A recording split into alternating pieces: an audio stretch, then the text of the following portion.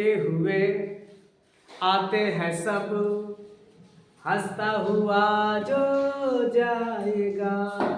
नमस्कार बच्चों, स्वागत है एक लक्ष्य एग्जाम स्टडी में। तो और बताइए कैसे है हालचाल, क्या चल रहा है? बढ़िया है? तैयारी कैसे चल रही है? बढ़िया चल रही है और होना भी चाहिए।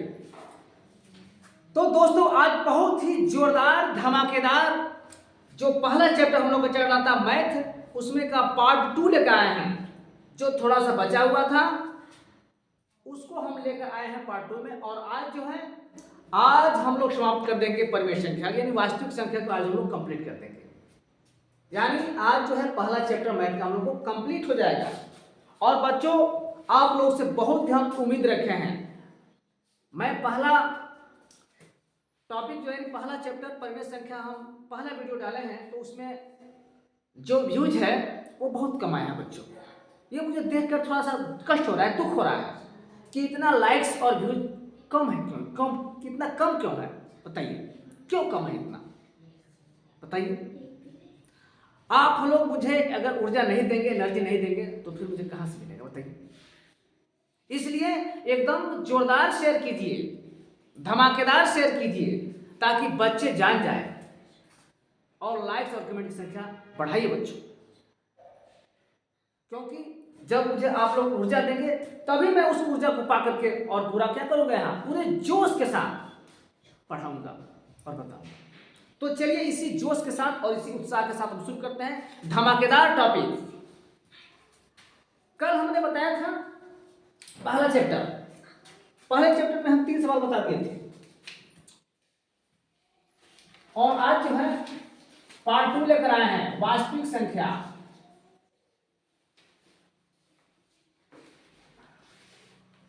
वास्तविक संख्या, वास्तविक संख्या का पार्ट भाग दो लेकर हम आ रहे हैं। भाग 2।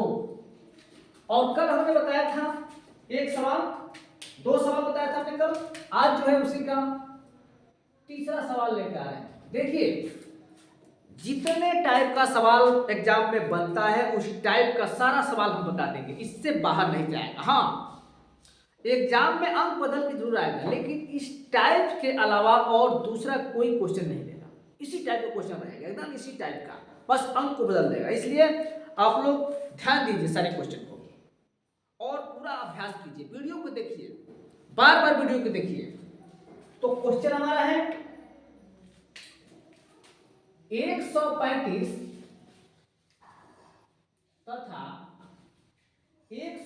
तथा 225 का एचसीएफ ज्ञात कीजिए। एचसीएफ ज्ञात कीजिए। चलिए दोस्तों, चलिए बच्चों हम देखते हैं। सबसे पहले हम इसका अभाज्य गुणनखंड करते हैं। 135 का अभाज्य गुणनखंड कर लेते हैं यहाँ पे, करिए। तो ये 2 से कटेगा नहीं, 3 से कट जाएगा, देख रहे हैं 3 से कट जाएगा। हाँ तो ये हम कह रहे थे। अब 135 का अभाज्य गुणनखंड कर लेते हैं, 3 से कटेगा, 3 चौक 12 और 3 5 15, फिर 3 से कटेगा। हाँ तो हम बता रहे थे प्यारे बच्चों, 3 से इसको हम काटेंगे तो 3 1 3 3 5 15, फिर 3 से कटेगा, 3 5 15 और फिर 5 से कटेगा। ठीक, एक बार।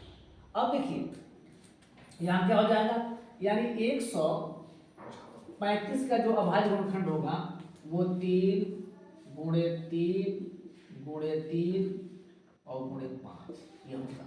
अब 225 का कर लेते हैं, 225 का कर लेते हैं अभाज्य गुणनखंड। 225 का अभाज्य गुणनखंड हो जाएगा, 3 से इसको काटेंगे, 3 7 21 और 3 5 15, फिर 3 से कटेगा, 3 3 2 6 और 3 5 15। अब 3 से कटेगा नहीं, 5 से कटेगा, 5 1 5 5 25 और 5 1 5, यानी 225 का अभाज्य गुणनखंड हो जाएगा 3 गुणे 5 गुणे 5। अब यहाँ एचसीएफ कैसे निकाला जाता है बच्चों वो देखिए, बहुत ही आसान है, बहुत आसान। आप लोग जानते भी हैं, बस उसको हम रिवीजन करा दे रहे हैं। तो जो दोनों में मिलेगा, जो कॉमन होगा बच्चों, वही हमारा एचसीएफ होगा। यानी ये होगा, देखिए एक ये होगा, फिर ये होगा। अब देखिए यहाँ ऊपर तो 3 है लेकिन नीचे 3 नहीं है, कॉमन नहीं है, तो इसलिए ये 3 नहीं होगा। अब देखिए 5 मिल रहा है ये, यानी जो मिल रहा है वही एचसीएफ होगा बच्चों, और ये नहीं मिल रहा है इसलिए नहीं होगा। अब हमारा एचसीएफ क्या हो जाएगा, ये मिल रहा है तो इसके लिए 3, ये मिल रहा है तो इसके लिए 3, और ये मिल रहा है तो इसके लिए 5। अब मल्टीप्लाई कर देते हैं बच्चों, तो 3 तरीके 9 और 9 बचे 45। तो ये हमारा हो जाएगा 135 और 225 का एचसीएफ। समझ में आया? निकल जा रहा है। तो इस तरह से ये हमारा हो जाएगा।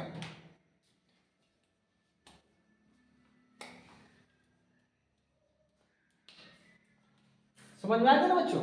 चलिए फिर आगे देख लेते हैं अगला क्वेश्चन। देख लेते हैं, ये हमारा आंसर हो जाएगा, ध्यान देंगे हम। ठीक है, अब अगला क्वेश्चन है, इसको देख लीजिए, इसको समझ लीजिए, नहीं तो हम रफ करेंगे। चलिए इसको रफ करते हैं। क्वेश्चन नंबर किस टाइप का आएगा, अगला टाइप बता रहे हैं। ये सब हम क्वेश्चन का टाइप बता रहे हैं बच्चों। अगर ये टाइप हम लोग समझ जाएंगे ना, तो परीक्षा में कोई भी क्वेश्चन आएगा, कोई भी A to Z कोई भी आएगा संख्या, वास्तविक संख्या से, तो आप कर ले जाएंगे बच्चों, कर ले जाएंगे। अगला क्वेश्चन हो चौथा, यानी चौथा क्वेश्चन हम बताएंगे। क्वेश्चन चलिए अगला क्वेश्चन है यूक्लिड विभाजन। हालांकि ये कोर्स से इस साल बाहर हो गया है, लेकिन फिर भी एक बार हम दोहरा दे रहे हैं कि अगर आ गया कहीं आ गया इस टाइप का, तो कर ले जाएंगे, ठीक ना, क्योंकि ये भी बहुत ही आसान है बच्चों। तो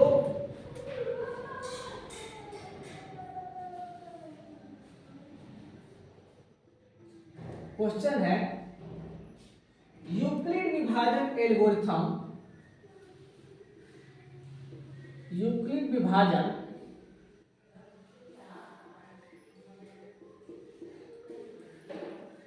एल्गोरिथम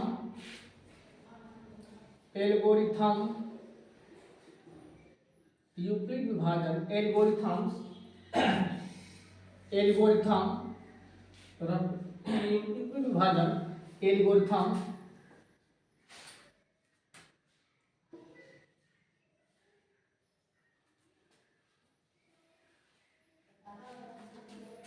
यूक्लिड विभाजन एल्गोरिथम के प्रयोग से 306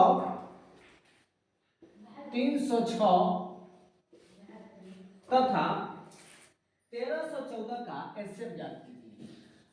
1314 का एचसीएफ ज्ञात कीजिए। इस टाइप का क्वेश्चन है, यानी यूक्लिड विभाजन एल्गोरिथम के प्रयोग से 306 और 1314 जो संख्या है इसका ज्ञात करना है एचसीएफ। चलिए तो क्या करते हैं, रफ कार्यक्रम, हाँ तो इसको हम कर लेते हैं। तो क्या हमको करना है, पहले हमको यहाँ रफ कार्यक्रम हम बता दें बच्चों। हम क्या करते हैं, यूक्लिड विभाजन एल्गोरिथम के द्वारा हम यहाँ रफ कार्यक्रम बताते हैं कि छोटी संख्या से हम बड़ी संख्या में देते हैं भाग। अब देखिए जैसे आप लोग भाग विधि से एचसीएफ निकालते हैं ना, सेम वही तरीका है, लेकिन लिखने का थोड़ा ढंग है वो यूक्लिड विभाजन एल्गोरिथम का थोड़ा सा अलग है। तो यहाँ देखिए ये कितने बार में जाएगा, चलिए 1314 हमको लाना है, यानी 3 चौक को 12 देख लेते हैं 4 बार में जाता है क्या, 4 बार, यानी 4 6 24 के 4 यानी 24 हो जाएगा क्योंकि 0 है, और 3 चौक 4 12 यानी 1200, ठीक है 5 बार में ज्यादा हो जाएगा, तो इसलिए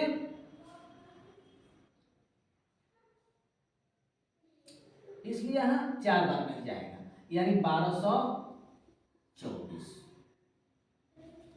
चलिए घटा लेते हैं, आप ये 0 यहाँ से हासिल लेंगे, 11 में से 2 गया 9 और ये कट गया। अब क्या करते हैं, फिर जो क्या करते हैं, और फिर ये 90 से हम भाग देंगे किसमें, इसमें 314। अब क्या कितने बार बचाएगा, तो 2 बार में, यानी अगर हम 4 बार लें तो बच्चों को 36, 4 बार मिल जाएगा, 3 बार मिल जाएगा बच्चों, इसलिए 3 बार में हम ले जाएंगे तो ये हो जाएगा 29 27 यानी 270। अब देखो यहाँ 6 हो जाएगा, यहाँ से हासिल लेंगे 10, 10 में से 7 जाओ 3 और ये कट गया। उसके बाद से फिर 36 हो गया, तो 36 का करेंगे यहाँ पे, फिर 36 से यहाँ भाग देंगे किसमें, 90 में, तो ये हो जाएगा कितने हो जाएगा, 36 गुना 72, 2 बार हो जाएगा बच्चों, तो ये हो जाएगा 72। यहाँ हासिल लेके 10, 10 में से 2 जाओ 8 और ये हो जाएगा आपका यहाँ 8 और ये 18 हो जाएगा। और फिर क्या करेंगे, 18 से भाग दे देंगे यहाँ 36 में, तो 18 गुना 36।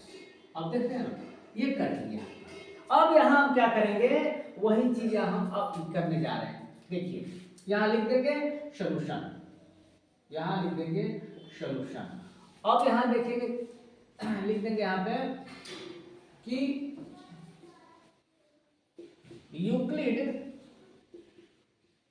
यूक्लिड विभाजन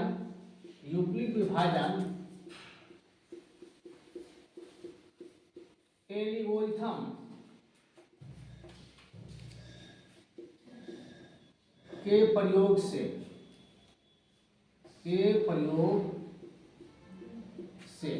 अब यहां देखिए 306 तथा 1314 का, अब देखिए क्या करते हैं हम, तो यहां लिख देंगे कि 1314 इजिकल टू, जो बड़ा वाला अंक होगा इधर होगा, इजिकल टू 306 और गुणे 4। देखिए तरीका, गुणे 4 यानी 306 में 4 से गुणा करेंगे तो इतना होगा और शेष कितना बचेगा, 90। ठीक, अब क्या करेंगे सेकेंड स्टेप में, अब हम यहां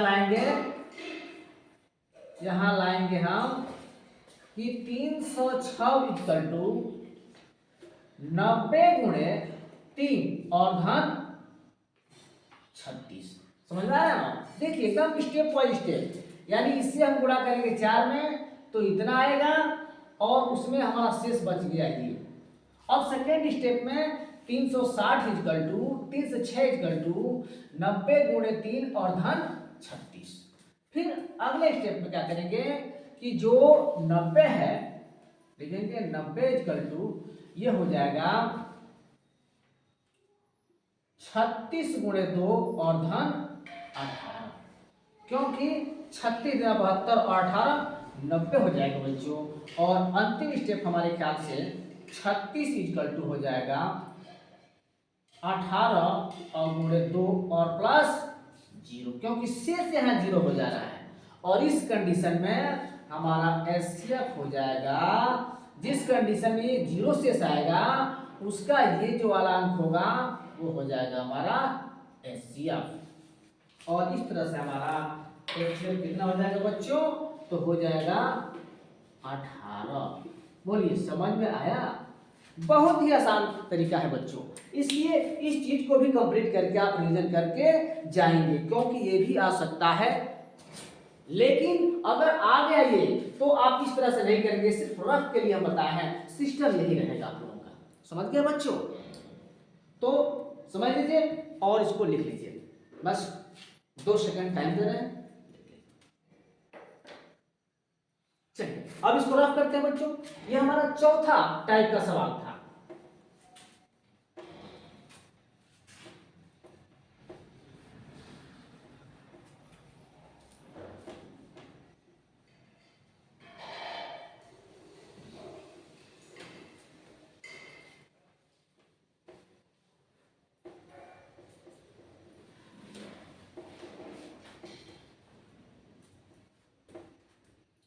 पांचवा टाइप का सवाल हमारा है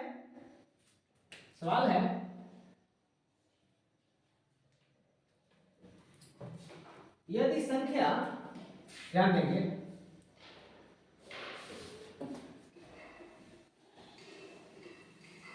यदि संख्या 306 तथा 657 का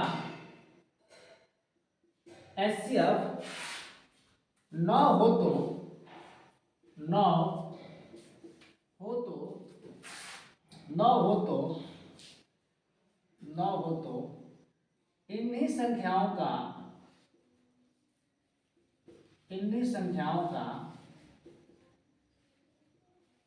एलसीएम, इन्हीं संख्याओं का एलसीएम ज्ञात कीजिए। इन्हीं संख्याओं का एलसीएम ज्ञात कीजिए। चलिए प्यारे बच्चों, यहां सॉल्व करते हैं। हाँ, तो यहाँ जो है, यदि संख्या 306 और 657 का एलसीएम 9 हो तो इन्हीं संख्याओं का एलसीएम ज्ञात कीजिए। प्यारे बच्चों, इसके लिए एक फार्मूला है आपके सिलेबस में, इसके लिए एक फार्मूला और बहुत ही बढ़िया और अच्छा फार्मूला है जो आप लोग जानते हैं। ये दो रूपों में मिलता है इस तरह से। कैसे? ये सूत्र है, इस सूत्र को आप लोग लिख लेंगे अपनी कॉपी में। सूत्र है ये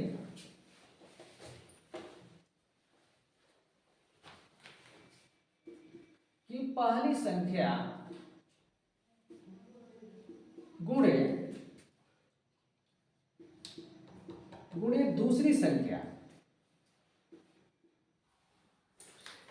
दूसरी संख्या बराबर एलसीएम गुणे एचसीएफ, एलसीएम गुणे एचसीएफ। ये फार्मूला है, आप लोग इसको एकदम अच्छी तरह से रट लेंगे, इसको याद कर लेंगे, ठीक। या इसी रूप को हम एक अलग रूप में लिख लेते हैं। कैसे? तो इस तरह से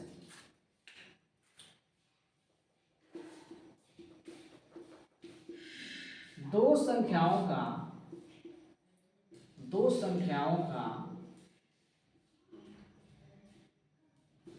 गुणनफल बराबर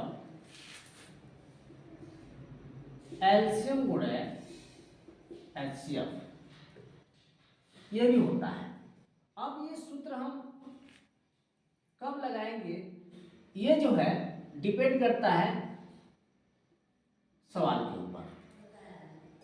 ये डिपेंड करता है सवाल के ऊपर। अगर मान लीजिए कि पहली संख्या दूसरी संख्या दिया हो तो हम इस, अगर एलसीएम या एचसीएफ दिया हो तो हम ज्ञात कर सकते हैं। और मान लीजिए कि दो संख्याओं का गुणनफल दे दिया हो और उसमें से एक एचसीएफ या एलसीएफ दे दिया हो और पूछे कोई एक, तो हम इससे ज्ञात कर लेते हैं। इसलिए इन दो सूत्रों को आप लोग लिख लेंगे बच्चों, लिख लेंगे। चलिए अब इस पे आधारित हम क्वेश्चन को देखते हैं। चलिए, तो यहां दिया हुआ है पहली संख्या, पहले लिख लेते हैं। जो दिया है पहले लिख लीजिए प्यारे बच्चों, पहले लिख लीजिए, दिया है लिख लेते हैं। तो लिखा है यहां, हम लिख लेंगे पहली संख्या बराबर दिया हुआ है 3 से 6, फिर कामा, और दूसरी संख्या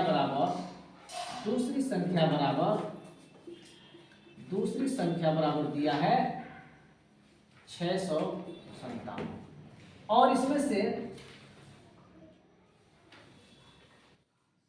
एचसीएफ दिया है, दो संख्याओं का एचसीएफ दिया है बच्चों 9। तो क्या पूछ रहा है? एलसीएम क्वेश्चन का सूत्र वही बच्चों जो हम ऊपर लिखवाए हैं, यानी दो संख्या दिया है तो यही संख्या लगाइए। लिखिए पहली संख्या गुणे दूसरी संख्या, पहली संख्या गुणे दूसरी संख्या बराबर एलसीएम गुणे एचसीएफ। अब पहली संख्या और दूसरी संख्या मान दिया है, उसको लिख लेते हैं। यानी पहली संख्या के नीचे 306 और दूसरी संख्या के नीचे 657, और एलसीएम तो पूछ रहा है तो इसलिए एलसीएम की जगह पर एलसीएम और पूरे एलसीएम का मान जो दिया हुआ है 9 और 9 लिख लेते हैं। अब देखिए जो गुणा रहता है वो वाला अंक इसके नीचे आ जाता है, जिसके साथ गुणा रहता है वो वाला नीचे आ जाता है। यानी हम लिख सकते हैं कि LCM इजकल टू ये 9 इसके नीचे आ जाएगा, यानी 306 गुणे 657 और बटा 9। अब ये देखिए 9 से कट जाएगा, छोटा अंक से काट लेते हैं। क्या करना है, 3 से काटिए, 3 तरीके 9, 3 से इसको काटिए, 3 एक 3 0 और 3 दूना 6। फिर ये 3 से कट जाएगा, 3 एक 3 और यहाँ 3 तरीका 9 और ये हो जाएगा 3 चौको 12। यानी ये कितना हो गया, ये हो गया 34 गुणे 657। अब 34 में 6 से 57 से गुणा कर लेते हैं तो यहाँ हो जाएगा 657 और गुणे 34 गुणा कर लेते हैं। 7 चौको 28 कर 28 2, 4 पच्चे 20 और 20 और 2 22 को 2 हासिल 2 और 4 छक्के 24 और 2 26 हो गया। 3 से गुणा कीजिए, 3 से 33 के 1 हासिल 2, 3 पच्चे 15 और 2 17 का 7 हासिल 1 और 3 छक्के 18 1 19। अब इसको जोड़ लेते हैं, 8 3 6 और 7 13 हासिल 1 और ये हो जाएगा हासिल 1 और ये 9 10 10 और 2 12 हासिल 1 और ये, यानी इसका गुणनफल हो गया 22,338। यानी एलसीएम कितना हो गया बच्चों, इसका एलसीएम हो गया एलसीएम हो गया इतना, एलसीएम कितना हो गया, तो इतना हो गया बच्चों, इतना इसका आंसर हो गया। ठीक ना, इसको थोड़ा सा ये कर लीजिए, बराबर इतना हो जाएगा, यानी ये हमारा आंसर हो गया। समझ में आ गया, हमारे ख्याल से आप लोग समझ गए होंगे। चलिए देख लीजिए, हम हट जा रहे हैं।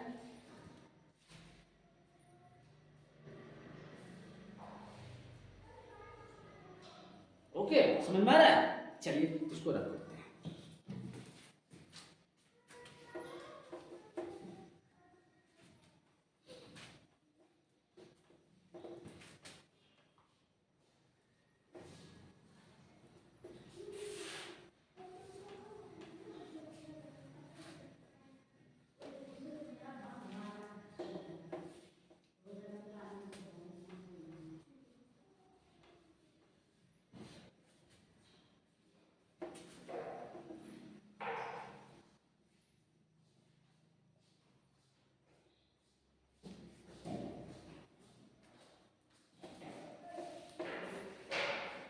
चलिए अब अगला जो है बच्चों, दूसरे टाइप के क्वेश्चन को देखते हैं जो बहुत ही इंपॉर्टेंट है, परीक्षा में आना ही आना है, ये बाहर नहीं जाएगा, आना ही आना है।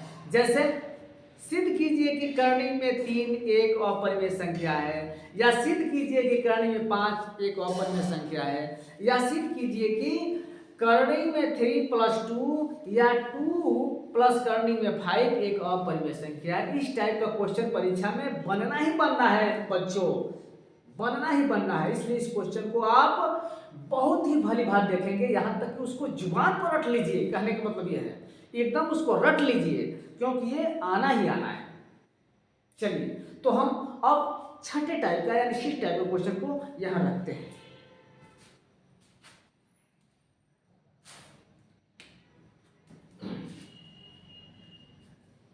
चलिए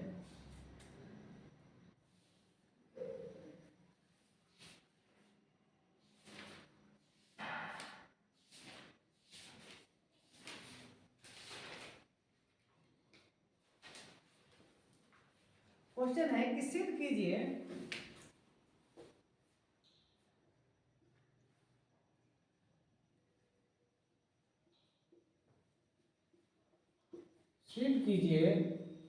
कि कर्णी में 5 एक अपरिमेय संख्या है, एक अपरिमेय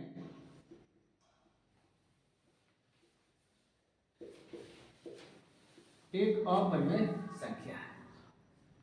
करनी की जगह, करनी में 5 की जगह करनी में 3 भी आ सकता है, करनी में 2 भी आ सकता है, करनी में 7 भी आ सकता है, कुछ भी आ सकता है, लेकिन उसी टाइप का बनेगा, उसी प्रकार से हम लोग सबका आंसर या सॉल्यूशन सब उसी तरह से हम करेंगे। तो चलिए इसका हम सॉल्यूशन करते हैं।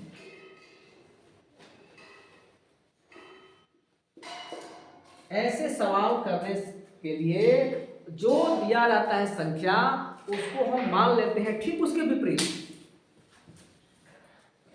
उसको हम ठीक उसके विपरीत मान लेते हैं। यहाँ दिया हुआ ऐसे कि दीजिए करने में 5 एक अपरिमेय संख्या है, तो हम मान लें कि माना करने में 5 एक परिमेय संख्या है। पहला हमारा काम ये रहेगा, यानी पहला स्टेप हमारा ये रहेगा। तो चलिए मानते हैं। माना करने में 5 एक परिमेय संख्या है,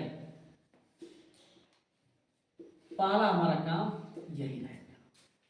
ठीक, अब देखिए क्या करते हैं आगे। अब इसमें हम ये कर लेते हैं कि इसको मान लेते हैं कि करने में 5 को हम मान लेते हैं P बटा Q, यानी इसको हम P बटा Q के रूप में मान लेंगे। ये माना करने में 5 बराबर क्या है, P बटा Q। चलिए अब हम देखते हैं क्या करेंगे कि इन दोनों पक्षों का बच्चों वर्ग कर देंगे हम। तो यहां लिखेंगे दोनों पक्षों का वर्ग कर लेंगे, दोनों पक्षों का वर्ग करने पर, तो वर्ग करेंगे तो इसका स्क्वायर हो जाएगा और P बटा Q का स्क्वायर हो जाएगा। जब करनी में 5 का वर्ग करेंगे बच्चों तो क्या हो जाता है, 5 हो जाता है, वही संख्या बाहर निकल जाती है। क्यों होता है ऐसा समझ लीजिए। जैसे मान लीजिए कि ये करनी में 5 है, जब इसका वर्ग करेंगे पावर 2 लिखेंगे तो इसका मतलब क्या होगा, करनी में 5 गुणे करनी में 5, और जब भी करनी में करनी से गुणा होता है तो वो संख्या जो है करनी से बाहर हो जाती है, यानी 5 हो गया। तो ये 5 हो जाएगा और इक्वल टू P स्क्वायर बटा Q स्क्वायर। बताइए क्योंकि ये तो करनी में है नहीं, ये P स्क्वायर बटा Q स्क्वायर हो जाएगा। अब क्या करते हैं, अब यहां गुणा कर लीजिए, यानी ये बताइए कि ये 5 इक्वल टू P स्क्वायर, और इस Q को हम लिख सकते हैं Q इंटू Q, और एक Q जो है यहां ले लेते हैं, यानी 5Q equal to P square बटा Q।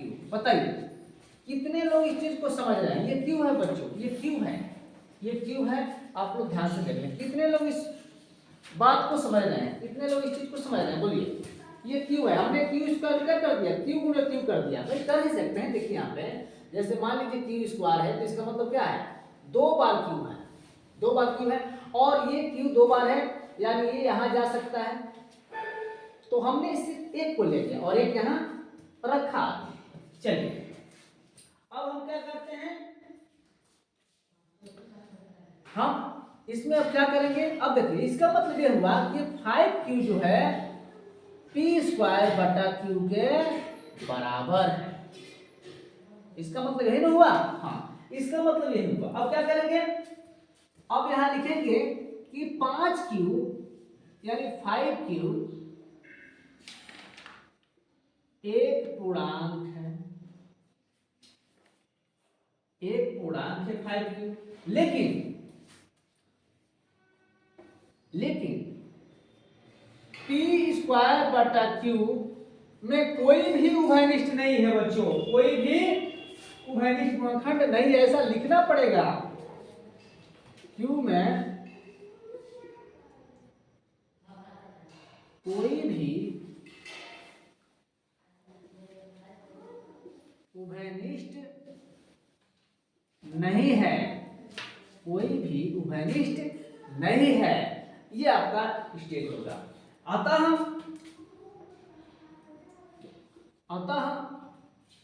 5Q equal to not P square बटा क्यू स्क्वायर।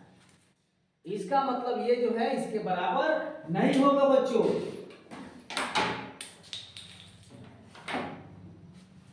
इसके बराबर नहीं होगा। जब नहीं होगा तो हम क्या कर लेंगे, तो हम स्पष्ट रूप से लिख सकते हैं कि ये जो है इसके विपरीत है, यानी इसको हम समीकरण 2 मान लेते हैं। यहाँ पर समीकरण 2 मान लेते हैं, इसको समीकरण 1 मान लेते हैं। तो समीकरण जो 2 है वो किसके विरुद्ध है, इसके विरुद्ध है ना, इसके विरुद्ध है। तो लिख देंगे, यहां से देख लीजिए थोड़ा सा, यहां दिख रहा है ना, यहाँ पर यहां तक दिख रहा है ना, ठीक है। अगर नहीं दिखेगा तो बताइएगा, ठीक है, कमेंट कर दीजिएगा, हम इसको फिर से समझा देंगे। हमारे ख्याल से यहाँ से दिख रहा है, ठीक है। ओके, आगे देखिए, अब हो गया बच्चों, बस हो गया। और हम क्या करेंगे, इससे स्पष्ट हो गया ये 5q इक्वल टू नॉट इसके बराबर। और जब बराबर नहीं होगा तो ये क्या हो जाएगा, अतः ये जो परिणाम है ये इसके ठीक विपरीत होगा। इसलिए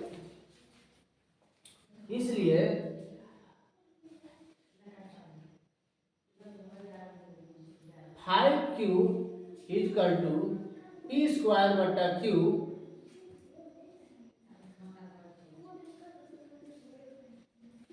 परिणाम के विपरीत है। जब परिणाम के विपरीत है तो हमने इसको मान लिया अपरिमेय संख्या, है ना। ये परिणाम के क्या है, जो परिणाम के विपरीत है, और हमने इसको भी, इससे सिद्ध होता है, यहां डायरेक्ट लिख देंगे, इससे सिद्ध होता है, इससे सिद्ध होता है कि कर्ण के 5 एक अपरिमेय संख्या है। तो इस तरह से हमारा प्रूफ हो गया। ये बच्चों, ये स्टेटमेंट जो है तो आपको थोड़ा सा ध्यान देना होगा, रखना होगा, इस तरह से कहीं लिख लिया जाए, ठीक है। और ये क्वेश्चन आना ही आना है, ठीक है। तो लिख लीजिए, फिर हम देखते हैं।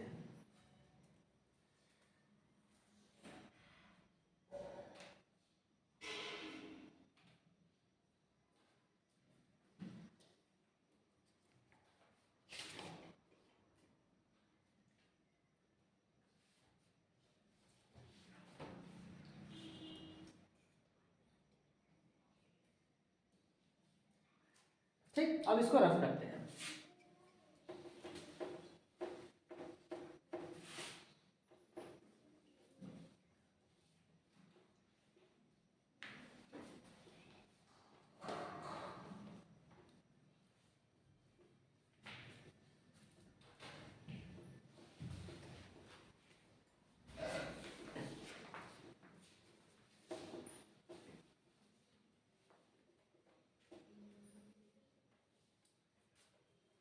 तो इस तरह से आप चाहेंगे तो ये सारे क्वेश्चन कर सकते हैं। सिद्ध कीजिए कि करनी में 3, करनी में 2, करनी में 7, करनी में 8, जो भी है इसी के हिसाब से हम सिद्ध कर सकते हैं। जितने सारे सवाल हैं इसको हम कर सकते हैं इसी टाइप का, ठीक ना।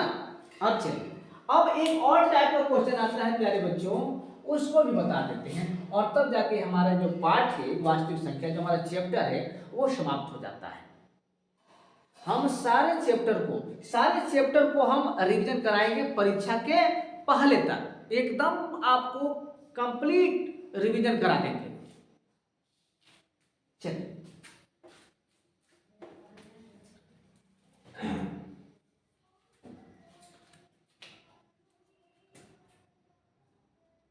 अगला सवाल है 7वां नंबर, 7वां टाइप का है कि सिद्ध कीजिए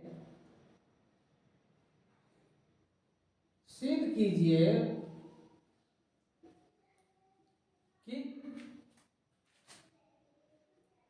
3 + 2 √5, सिद्ध कीजिए कि 3 + 2 √5 एक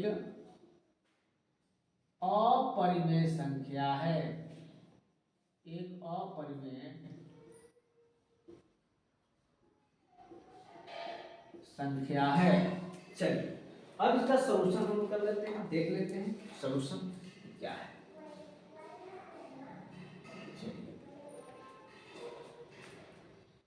तो ठीक प्यारे बच्चों, हम जैसे पहले में माने थे उसको भी हम वैसे ही उल्टा मानेंगे। यानी ये कह रहा है कि 3 + 2 √ 5 एक परिमेय संख्या है, तो हम ठीक इसके विपरीत को मानेंगे। यानी मानेंगे कि माना 3 + 2 √ 5 एक परिमेय संख्या है, और तब हम इसको सिद्ध कर देंगे।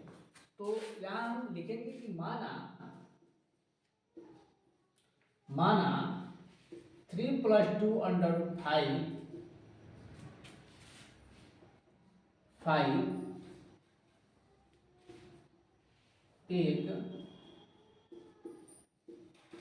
एक परिमेय संख्या है, एक परिमेय संख्या है। अब देखिए आगे क्या करते हैं, अब इसको हम मान लेते हैं x बटा वाई या p बटा q कुछ भी, तो यहाँ मान तो इसलिए हो जाएगा ये, यानी p बटा q = 3 + 2 √ 5। यहाँ तक तो सेम स्टेप बच्चों पहले जैसा ही करते आ रहे हैं, लेकिन थोड़ा सा इसमें डिफरेंस होगा, थोड़ा सा इसमें चेंजिंग होगा। क्या होगा वो हम बताते हैं। अब देखिए इसको हम पक्षांतर कर देंगे, यानी p बटा q - 3 = 2 √ 5 ये हो जाएगा। ठीक, ये हो जाएगा। अब देखिए क्या करते हैं आगे, या इसको हम ऐसे भी कर लेंगे, या p बटा 2q - 3 बटा 2 = 2 √ 5 ये हो जाएगा।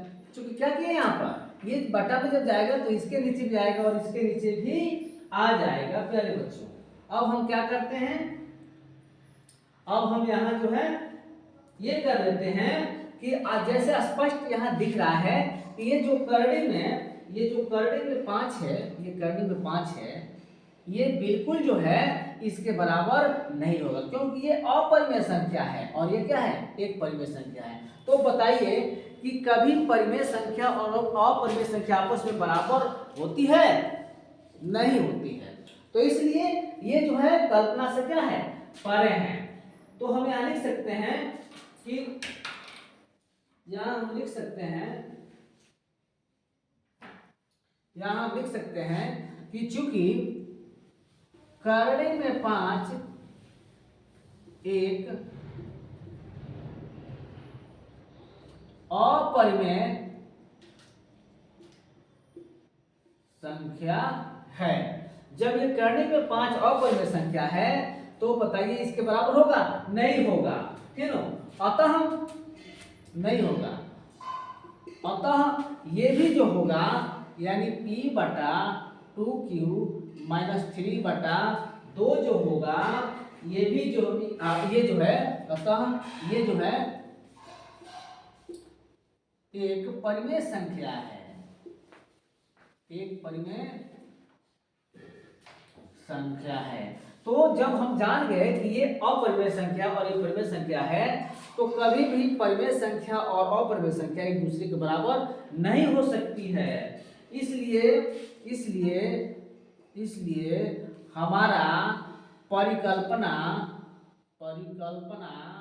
जो हम कल्पना किए थे, हमारा परिकल्पना असत्य है। अतः 3 + 2 √ 5 एक अपरिमेय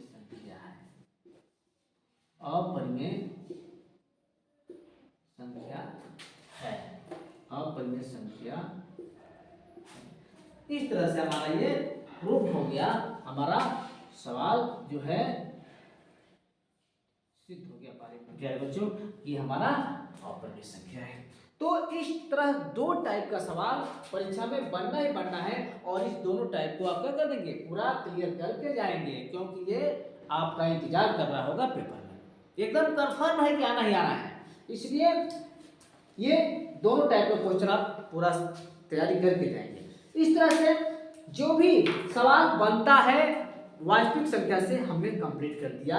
ये 7 टाइप क्वेश्चन बता करके, यानी 7 तरह के क्वेश्चन बताए हैं। इसी क्वेश्चन से वास्तविक संख्या में प्रश्न बनता है बच्चों, इससे बाहर नहीं आएगा। अगर इसी क्वेश्चन को आप बार बार दोहराएंगे, इसी टाइप के क्वेश्चन को बार बार दोहराते रहेंगे तो इससे बाहर नहीं जाने वाला है, इसी के अंदर ही आ जाएगा।